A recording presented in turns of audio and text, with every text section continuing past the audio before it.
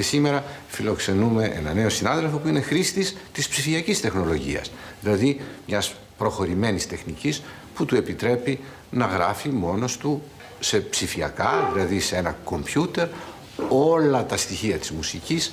Μιλάμε για τον Μιχάλη Τωρακιτζή, που είναι χρήστης αυτής της τεχνολογίας, και η Ελένη Δήμου, μια παρουσία που τα τελευταία χρόνια, τουλάχιστον τα 2, στο πεντάγραμμό μας έκανε κάποια βιαστικά βήματα, σταθερά όμως για την κορυφή της επιτυχίας. Δεν πιστεύω σ' αγάπες και ερωτές, δεν πιστεύω σε όμορφες στιγμές, δεν πιστεύω σε όρκους και θυσίες, όλα στα μέτρα σου κομμένα και ραμμένα είχες.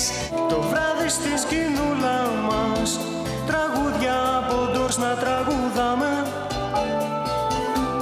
το φάλσο σου αβάσταχτο, μα το φιλί σου με στέλνε θύμαμε. Μωρό μου φάλτσο, μωρό μου φάλτσο, είσαι το σύμπεμολ ακόρντο στην καρδιά μου, αν και φάλτσο.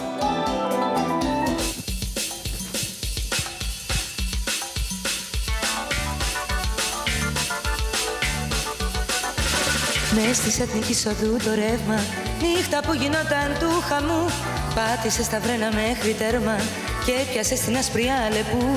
Μισοτυφλωμένη απ' τα φανάρια, δεν σε είδα φαίνεται καλά, ήταν η ζωή μου μαύρη και άδεια και μου υποσχέθηκες πολλά.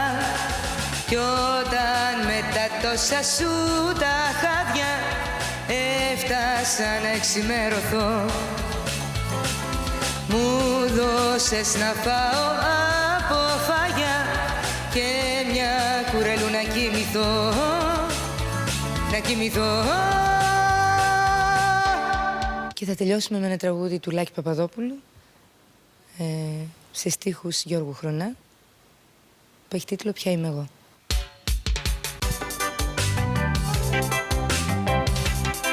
Ποια είμαι εγώ και στη δουλειά σου θες να με πηγαίνεις.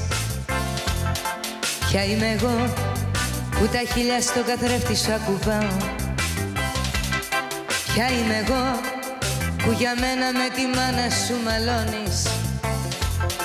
Ποια είμαι εγώ που να σε πάρω απ' τα σκοτάδια πέτυχα. Εγώ δεν έχω δαχτυλίδια, ούτε και βραχιόλια, πάνω σε σκαλιά πλαγιάζω το κορμί μου. Εγώ δεν έχω δαχτυλίδια, ούτε και βραχιόλια, πάνω σε σκαλιά πλαγιάζω.